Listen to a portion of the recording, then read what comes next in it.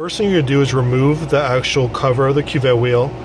You're going to take the thumb screws that were right here and you're going to put those in positions 47 and position 119, and then you're going to remove the screws from 74, 128 and position number 20.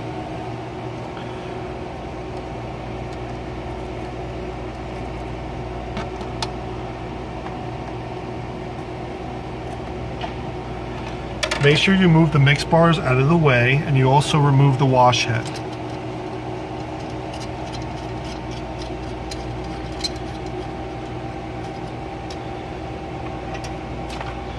So go ahead and lift that.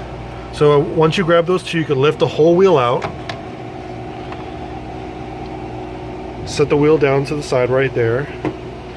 Now you want to make sure that there's no liquid inside here. So you're going to clean all of this out with paper towel. Make sure it's all dry. You're going to make sure there's nothing by the light path either. Clean all that with the Q-tips or chem wipes. So what you have to do is remove each of the cuvettes.